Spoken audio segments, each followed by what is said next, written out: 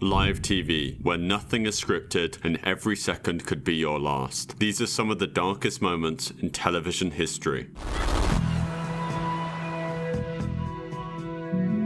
It's 1987 in NBC's Burbank studio, a place where popular shows like The Tonight Show and Wheel of Fortune were filmed, along with live news broadcasts. Though even in a busy studio like this, security wasn't as tight as you might expect. Visitors could come and go more easily, and on this particular day, one visitor would change everything. Gary Stolman entered NBC's studio not as an intruder, but as the guest of his father who worked there. No one batted an eye as he passed through the halls, as this wasn't unusual, as employees often brought friends and family to see how live broadcasts were made. Stolman, though, had no interest in just watching. As the countdown to air began, the studio staff went through their usual routine. Cameras were in place, microphones were checked, and producers watched from the control room, making sure everything was ready for another smooth broadcast. But lurking just out of frame was Gary Stolman, waiting for the right moment to strike. In the middle of the broadcast, Stolman made his move. He walked directly onto set, startling the presenting news anchor David Horowitz and the rest of the crew. Stolman, holding what looked like a gun, demanded David's attention and gave him a note to read. What is this? Let me see what it says. All right. He's got a gun to his back. All right, well, let me read this. Folks, we have someone on the set who's standing here and would like me to read this copy which was just handed to me. You want to tell me your name or not? What is it? Gary. And Gary, where are you from? At this point, the broadcast cut. Though still in the moment and completely unaware that they were off the air, David had a split decision to make: resist and risk violence, or read to keep everyone safe. So without hesitation, David began to read. The message was strange and filled with paranoid delusions. Gary claimed that the government had replaced his father with an alien clone, and he was convinced that they were trying to silence him. And even though the statement made very little sense, David read every word seriously to satisfy the man threatening his life. Though again, Gary didn't know that absolutely none of it would make it live on air. Though in a segment NBC did about the situation merely hours after, they revealed the last part of David reading Gary's letter. There is no way I can harm anyone with this empty BB gun. The police arrived shortly after and arrested Gary Stolman without any violence.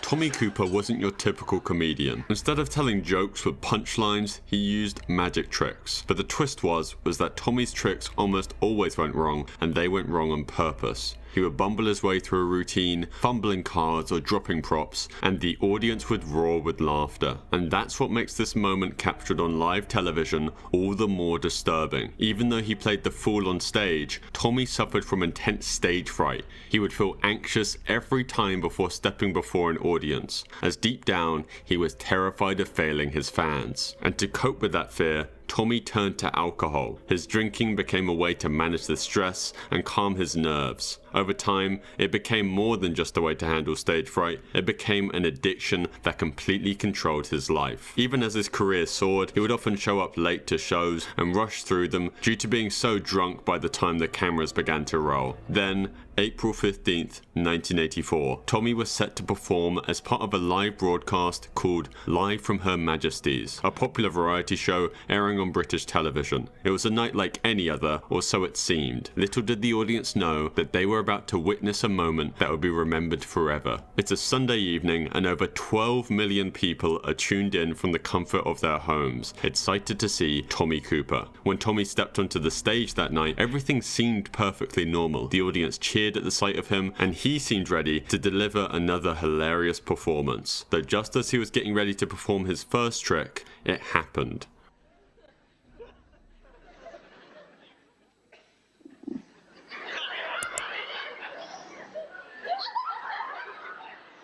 Right in the middle of his act, Tommy suddenly collapsed, falling backwards into the curtain behind him. The crowd obviously erupted in laughter, as to them, this was just another part of his act. A man who had literally built his career on messing up tricks had fallen over on stage, though what no one in the audience realized was that something was terribly, wrong. For a full 12 minutes, the audience, the TV viewers, and even some of the crew backstage thought Tommy's collapse was part of the show, but this time there was no punchline. Tommy Cooper wasn't improvising or acting. He was having a massive heart attack live on stage in front of millions. His signature fez slipped off his head as he lay motionless, but the laughter continued because no one could believe that the great Tommy Cooper, the man who made his living from staged clumsiness, was actually dying before their eyes. The crew and performers backstage eventually realized that something wasn't right. As the broadcast continued, stagehands quickly dragged Tommy behind the curtain, thinking they could fix the situation without alarming the audience. They didn't want to stop the show or break the illusion of live television, so they carried on with the next act as if nothing happened. Medics were called immediately and CPR was performed, but it was already too late. Tommy Cooper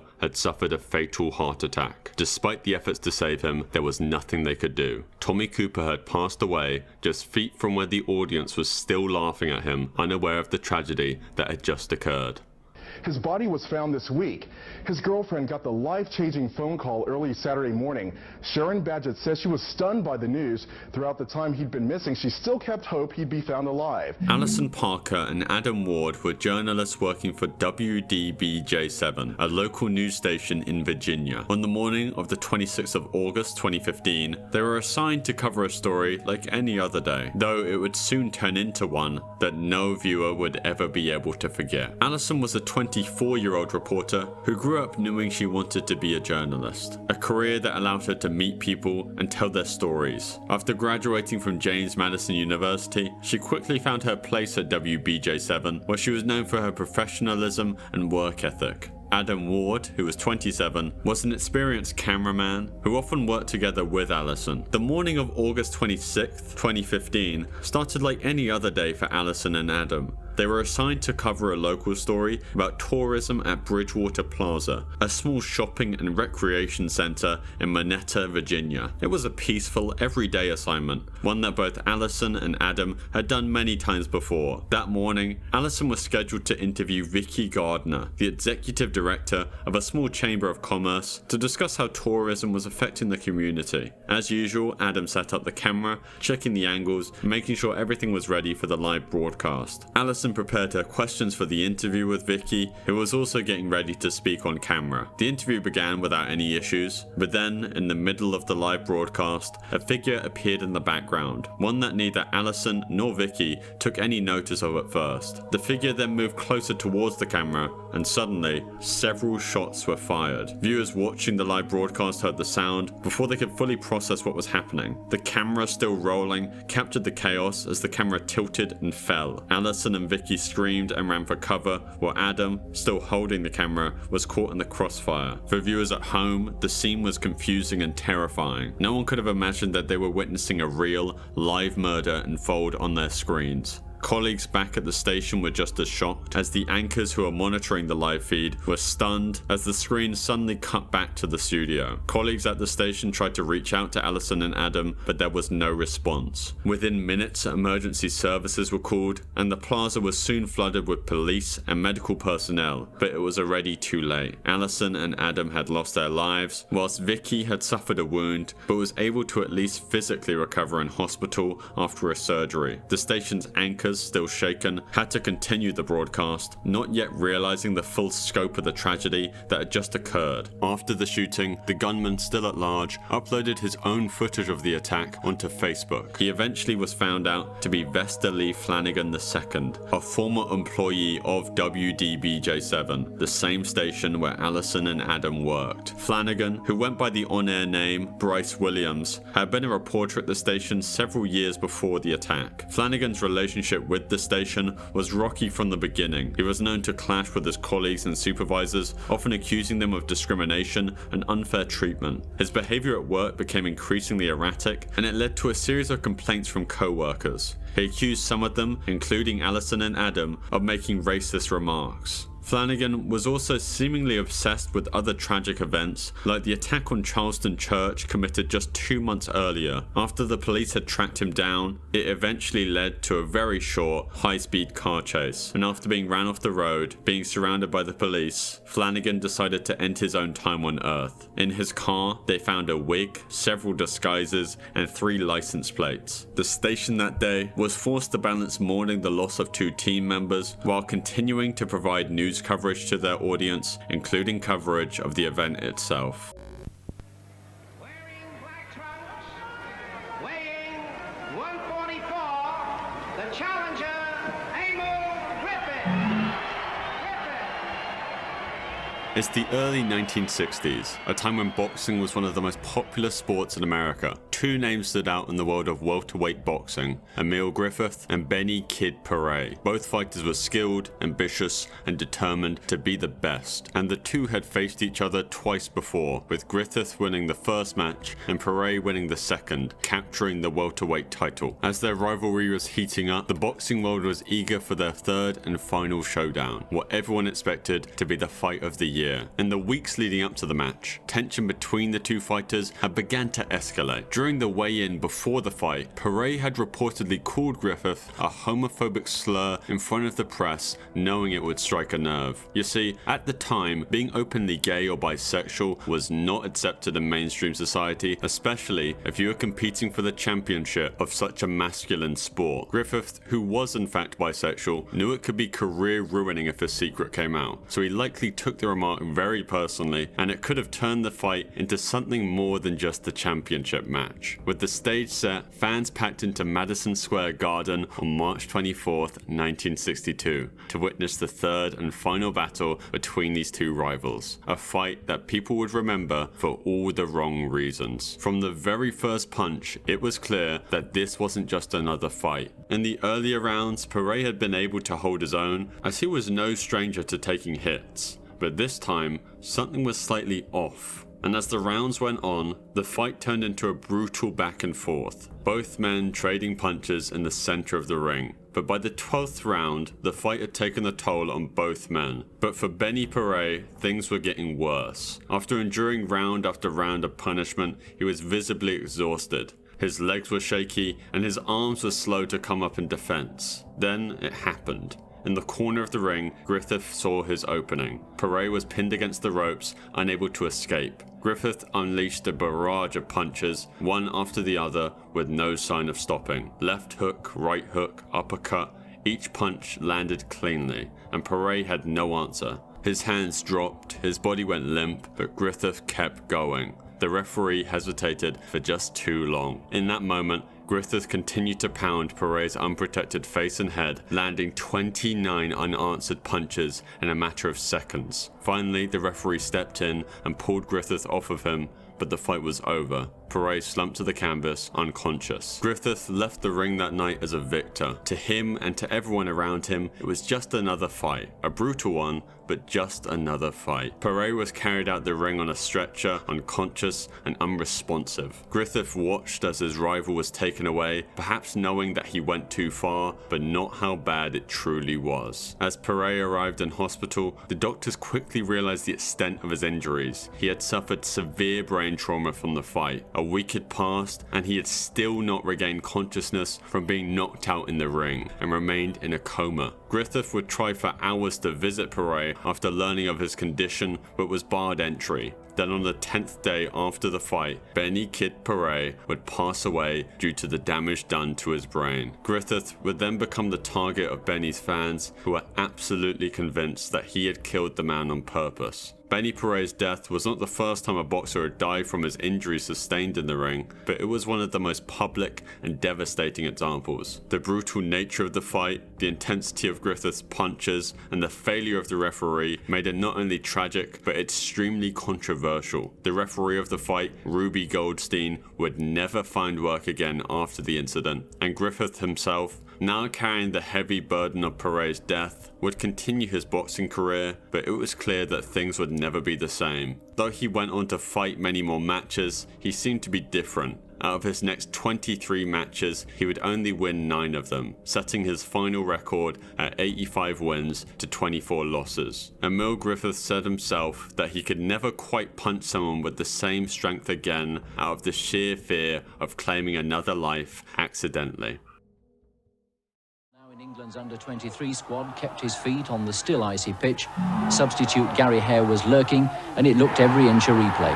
It was the 11th of May, 1985, a sunny, exciting Saturday afternoon in Bradford, England. Thousands of fans had gathered at the Valley Parade Stadium to watch their beloved Bradford City football team play Lincoln City. The atmosphere was electric, as Bradford City had already secured the 3rd Division Championship, and this match was supposed to be a celebration, a joyful conclusion to a successful season. Fans packed the stands, eager to cheer on their team one last time before the summer break. But hidden beneath the surface of this celebration, there was a disaster waiting to happen. The main stand at Valley Parade was a massive structure built almost entirely of wood. It had been standing since 1908, and over the years it had seen countless football matches. But in those decades, something else had also built up under the stands. Piles of rubbish. Old newspapers, discarded food wrappers, and other trash had accumulated beneath the wooden stands. The structure itself was outdated and unsafe, but no one seemed too concerned. After all, it had stood for nearly 80 years without issue.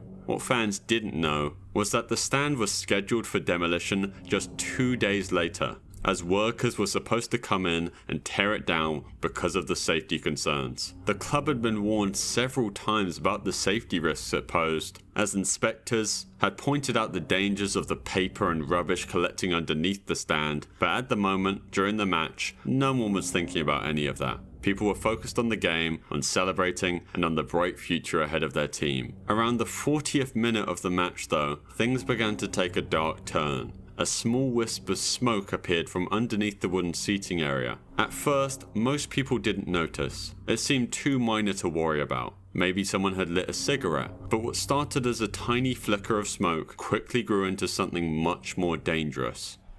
Well, we've actually got a fire in the stand on the far side of the ground. And that looks very nasty indeed. Now the police have gone over there to try and quell the fire, and they're frantically getting some of the supporters out. Now these are extraordinary scenes at Valley Parade. It's supposed to be a day of celebration. One hopes the stand doesn't burn down. One single lit cigarette was accidentally dropped through a gap in the wooden seating. It slipped into the piles of rubbish that had been accumulating under the stands for years. The paper litter acted as fuel, catching fire almost instantly. What could have been a harmless accident on any other day became the spark for an unimaginable tragedy. But many still didn't realize the seriousness of the situation. It was happening so fast that there was little time to react. Within just a few minutes, what had been a fun, exciting afternoon turned into a scene of chaos. The fire, fueled by all the rubbish and paper, spread rapidly, with the wind helping to carry the flames higher and further across the structure, making it impossible for people to stop it. In the commentary booth, the broadcasters struggled to process what they were witnessing. At first, they tried to remain calm and composed, offering updates on the situation, but as the fire grew larger and more intense, the commentators' voices conveyed a growing sense of horror and disbelief as the scale of the tragedy became apparent. The heat is now becoming tremendous. I'm sitting immediately opposite the main stand, and I can feel the heat. It's almost beginning to burn me over here, quite honestly. The whole stand is going to have gone in the space of a few minutes. Quite extraordinary scenes at Valley Parade. This was supposed to be a day of utter joy, triumph and celebration. It's turning it into a nightmare. In total, the fire consumed the lives of 56 spectators and left many more lives completely destroyed. In the aftermath, many of the deceased were found pinned to their chairs by debris that had fallen on them, making escape impossible. He's got the mask almost off. Here it comes. It's Owen Hart. The Blazer is Owen Hart. There you go, King. Owen Hart was living the life that most wrestlers could only dream of. Born into the Hart family, he had wrestling in his blood. His father, Stu Hart, was a wrestling icon, and his brother, Bret the Hitman Hart was one of the most famous wrestlers in the world at the time. But Owen wasn't just a skilled wrestler, he had charm, humour, and a connection with the audience that made him stand out. Owen's wrestling career took off in the 1990s. He was known for his technical skill, his high-flying moves, and his ability to entertain the crowd. Whether he was a hero or a villain, fans couldn't help but cheer for him. And he made people laugh, especially with his character, the Blue Blazer, a goofy superhero that Owen played to perfection. But by the time the 1999 pay-per-view event Over the Edge was about to begin, Owen's character was going through some changes. The WWE, which was called the WWF back then, had scripted a big entrance for Owen that night. As the Blue Blazer, he was supposed to descend from the rafters of the Kemper Arena like a superhero flying in to save the day. And the general idea was simple. Owen would be lowered into the ring from above, attached to a special harness. And once he'd been lowered close enough to the ground, the harness would be released, making Owen fall flat on his face. It was meant to be a funny, dramatic entrance to make the fans laugh. And it wasn't the first time that Owen had done a stunt like this. But this time, things were slightly different, as there was a lot more at stake, as this was a live pay-per-view event, with millions of fans watching from home. Behind the scenes, preparations were being made for Owen's big entrance. The stunt had to be timed perfectly, and the equipment needed to work just right, but even the smallest error could turn a harmless stunt into a disaster. The harness that they were using for the stunt was designed for a quick release, meant to let him detach easily when he reached the ground. But this quick release feature had a serious flaw. It required very little force to disengage, or meant if something went wrong, or if it was just knocked the wrong way, it could release too early. As Owen stood high above the ring, harnessed in, everything seemed ready. But in just a few moments, the atmosphere inside the arena and in homes around the world would change nearly instantly. At exactly 7:38 PM, it happened. Owen was released from the harness too early. The crowd didn't realize it, but Owen was already dead. He had fell from a height of 78 feet. At first, many of the fans believed it was just part of the show, as they thought for a brief second that it was just another scripted event. But as the paramedics rushed into the ring, the reality of the situation started to sink in. Commentators Jim Ross and Jerry Lawler, who were sitting ringside, quickly realized the seriousness of the situation. They were stunned. In the midst of the live broadcast, they struggled to find the words. As Owen Hart's lifeless body was rushed to the hospital, the show at Kemper Arena continued. But behind the scenes, chaos and confusion reigned. WWE officials scrambled to manage the fallout of what had just happened. The show's producers were faced with an impossible decision. How do you move forward after a tragedy like this? Do you stop the event, or do you continue hoping to keep the audience calm and prevent mass panic? Vince McMahon, the head of the WWE, made the controversial call to continue the event. For fans in the arena, there was little information given about what had just occurred. Immediately after the accident, an investigation began. The police and regulatory agencies were brought in to examine the scene, interview witnesses, and look at the equipment that had been used in the stunt. Early reports focused on the harness, as it wasn't designed for the kind of stunt that Owen was performing. Safety precautions that could have prevented the accident were not in place. The investigation revealed that the harness required only a slight tug for it to disengage, meaning that Owen's slight movement or even a small bump could have triggered it. Owen's wife, Martha Hart, was devastated. Not only had she lost her husband in such a public and horrifying way, but she was also left with questions about why the WWE had allowed such a dangerous stunt to happen. Martha soon took legal action, filing a wrongful death lawsuit. She argued that the company had been negligent in ensuring Owen's safety. Martha's lawsuit eventually resulted in a settlement, but the damage had already been done. In the years following his death, Martha Hart established the Owen Hart Foundation. It's a charity dedicated to helping individuals in need with scholarships, housing, and other forms of support. Owen was by all measures a legend in the WWE and is well deserving of being inducted into the WWE Hall of Fame. However, his wife, very justifiably, has barred him from being entered into the hall, as she feels it's wrong for the same organization that neglected his safety use him for profit even after death.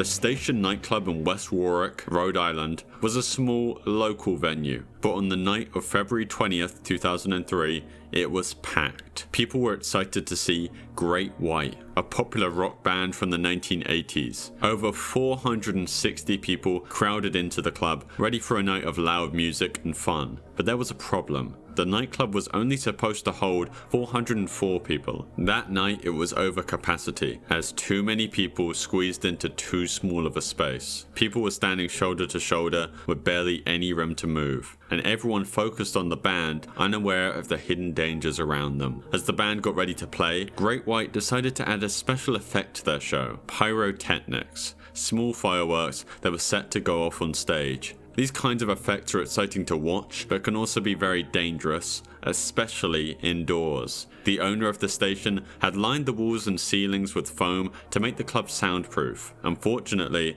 the foam was also highly flammable, and even though there were safety regulations in place, they weren't followed. At around 11:07 p.m, the lights dimmed, the music started, and Great White took the stage. The crowd cheered as the fireworks burst into the air, lighting up the small stage. But within seconds, the mood shifted. What most people didn't realize was that the sparks from the fireworks had hit the foam on the ceiling and walls. At first, no one seemed concerned, as most thought it was just part of the show, but the fire spread faster than anyone could ever imagine. The flames grew quickly, and soon the entire back of the stage was on fire. Thick black smoke started to fill the room, making it hard to see or breathe. Panic set in. People began to rush and shove, desperate to escape the growing inferno. But there was another bigger problem. The nightclub didn't have enough clear, easy exits. Some of the doors were blocked or hard to find, and most of the crowd just rushed to the front door, which was the same way they came in. With so many people trying to escape all at once, the entrance became jammed. People were trapped,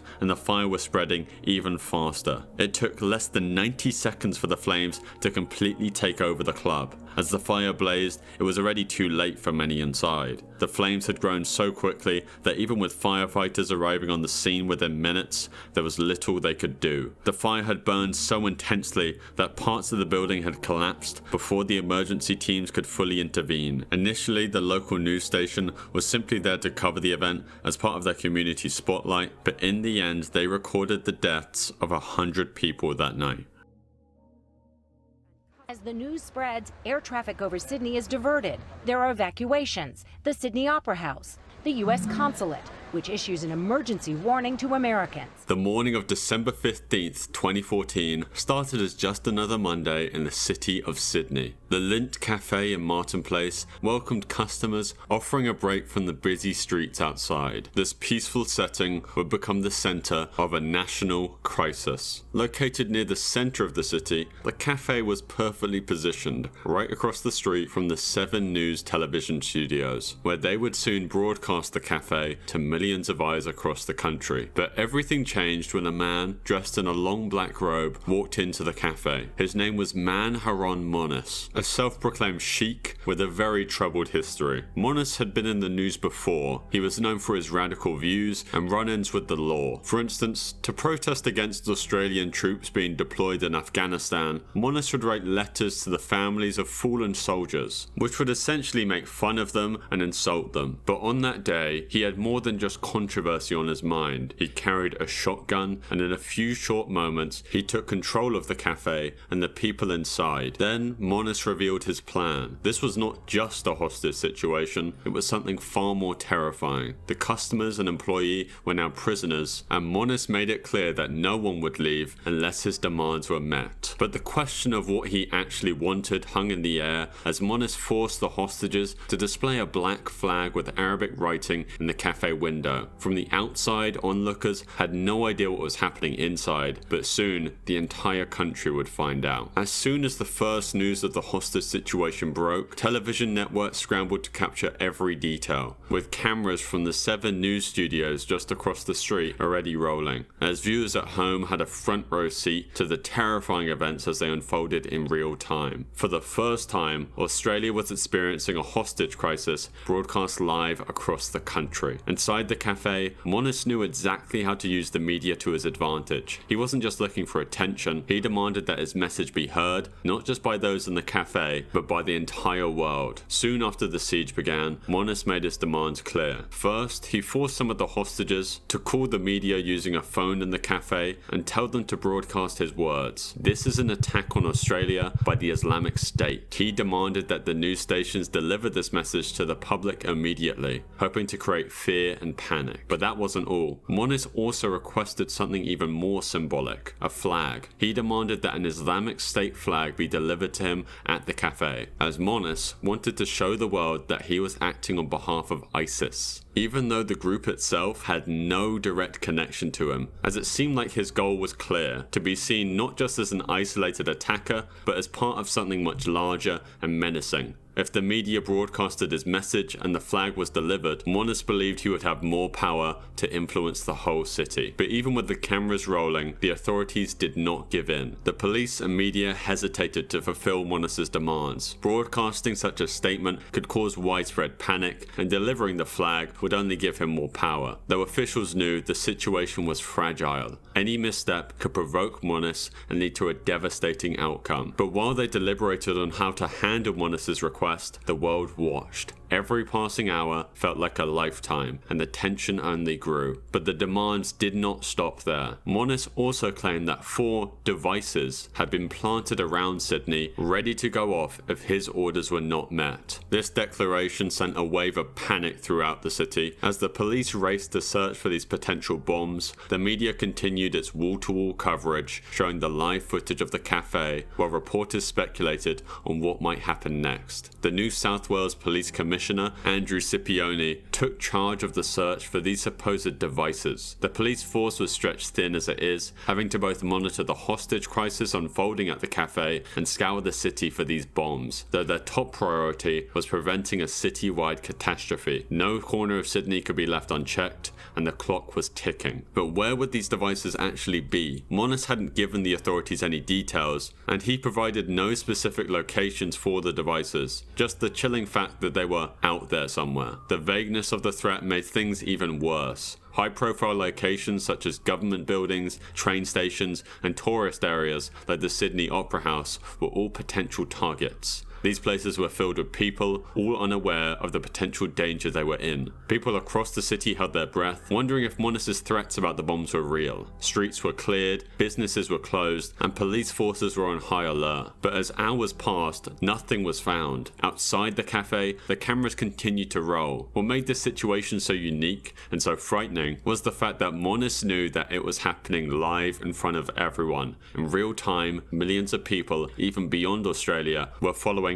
every development. As the day dragged on, the situation became more unpredictable. The live coverage only heightened the tension, as viewers at home could sense that something was about to happen. The standoff between Monis and the authorities was entering dangerous territory, and both sides were running out of time. Though what no one knew is that the final act of this crisis was about to unfold, and it would not be a peaceful resolution. After hours of searching, the New South Wales Police reported back that not a single device had been discovered. The police combed through every high-risk area, checked suspicious packages, and worked around the clock to make sure the city was safe. Yet despite Monis's claims, there were no signs of any explosives anywhere in Sydney. So what was Monis really up to? For the authorities, this was a critical turning point, as they had to reassess the situation. If there were no bombs, then Monis's threats were likely a bluff, and he had used fear to keep everyone, the hostages, the police and the city, under his command for hours. Though now that his bluff had been exposed, the question was, what would Monis do next? As the siege progressed, a handful of hostages saw a brief opportunity to flee. In the confusion of the early moments of the standoff, when Monis was distracted, several of them made a run for it, sprinting out the doors and into the safety of the surrounding police cordon. Their escape was a ray of hope for those still inside, but it also made the situation more dangerous for the hostages who remained. Monis became more more tense and angry as he realized his grip on the situation was slipping. He tightened his control, knowing that every escaped hostage weakened his position. The escapees were immediately taken into police custody, questioned for any information that could help them resolving the crisis, but for the hostages who stayed behind, the fear of the unknown was the worst part. Moniz had made it clear that he was willing to take extreme measures to achieve his goal, and the hostages had no idea what would happen next. Would he turn violent? Would the police storm the cafe? As the hours ticked by, their exhaustion grew. But then, just after 2 a.m., 17 hours after Moniz had first entered the building, everything changed.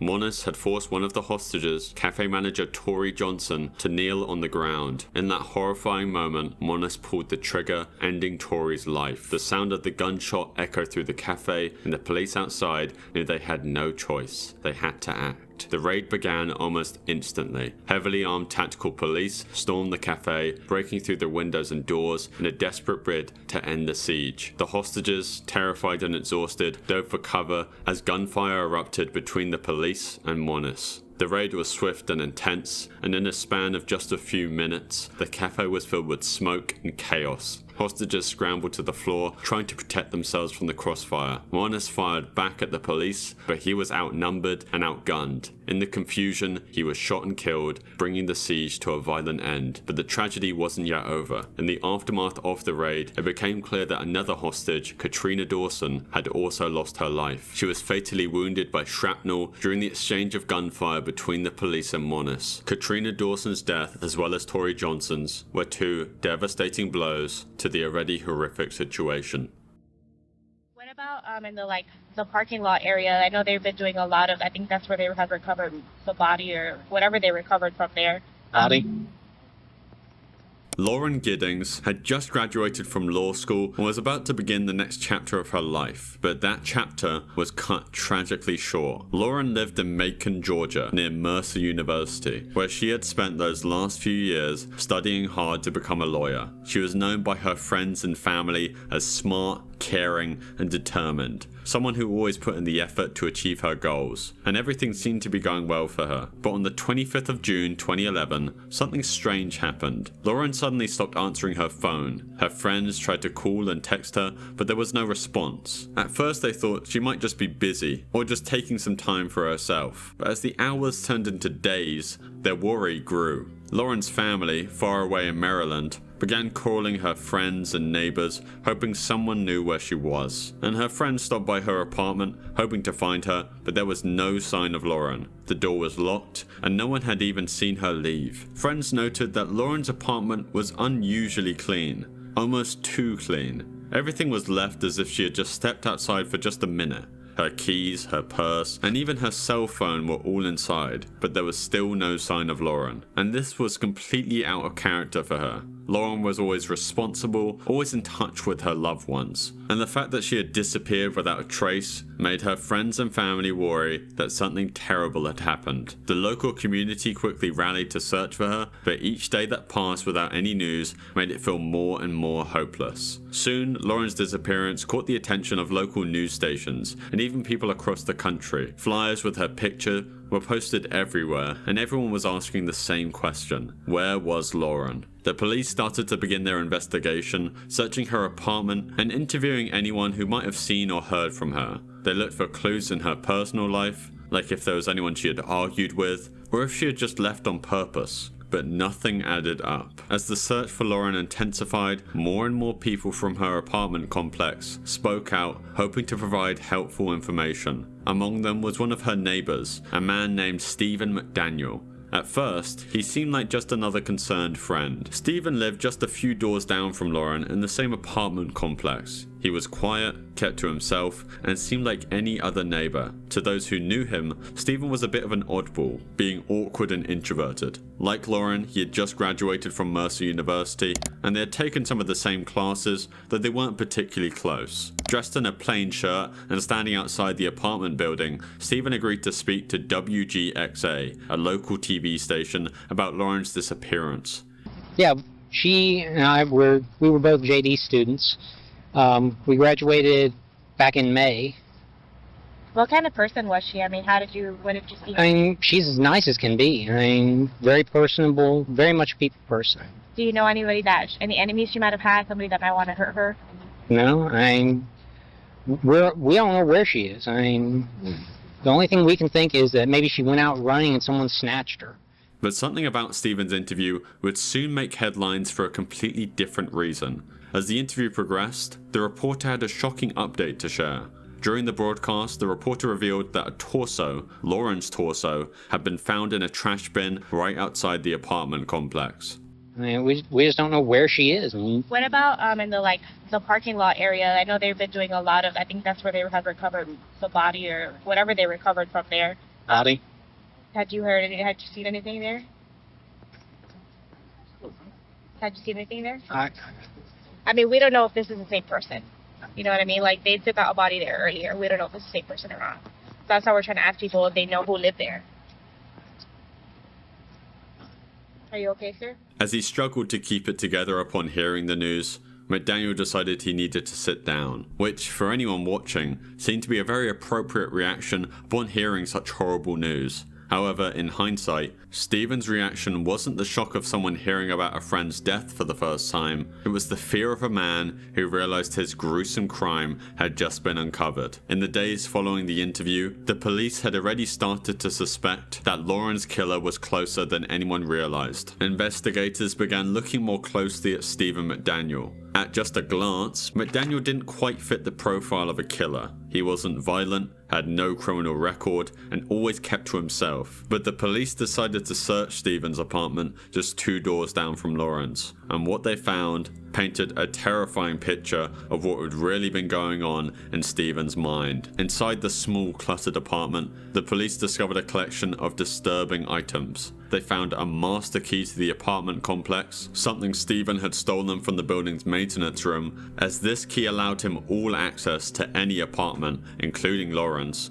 But that wasn't all. They also found the hacksaw which Stephen had used on Lauren's body. The pieces of the puzzle were starting to fall into place. Stephen, a loner with obsessive tendencies, had been fixated on Lauren for months, watching her every move. On his computer, a recording was discovered taken just outside of Lauren's window. As McDaniel had been spying on Lauren, possibly for weeks or even months. Living so close to her, he had become fascinated with her life. And one night after Lauren had gone to bed, he used the stolen master key to enter her apartment, and Lauren never saw it coming. The police believe he strangled her in her sleep, catching her completely off guard. He then carefully disposed of her remains, scattering parts in various trash bins around the apartment complex, likely thinking that no one would ever find out. But Stephen hadn't accounted for the maintenance worker who would stumble upon Lauren's torso, and once that discovery was made, everything fell apart for him. Stephen was sentenced to life in prison with the possibility of getting out on parole after serving 30 years. In 2018, Stephen's father would set up a GoFundMe called Justice for Stephen, which was essentially trying to persuade people who weren't fully familiar with the case to fund Stephen's legal fund to try and get him released on a technicality, as Stephen was apparently unlawfully confined and should therefore be reunited with his family. Not once is it mentioned why Stephen was separated from his family or why he never deserves to get out of prison.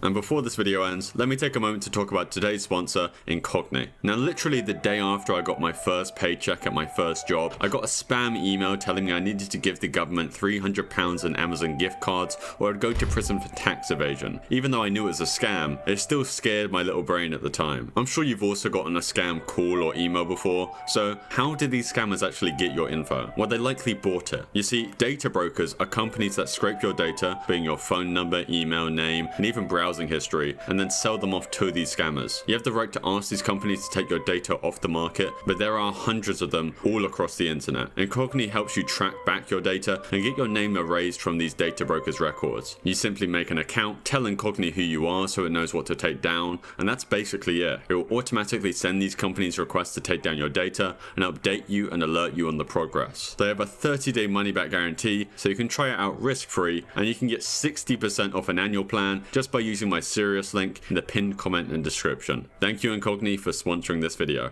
If you made it this far, thank you for watching. Subscribe if you haven't already, and yeah, thank you again.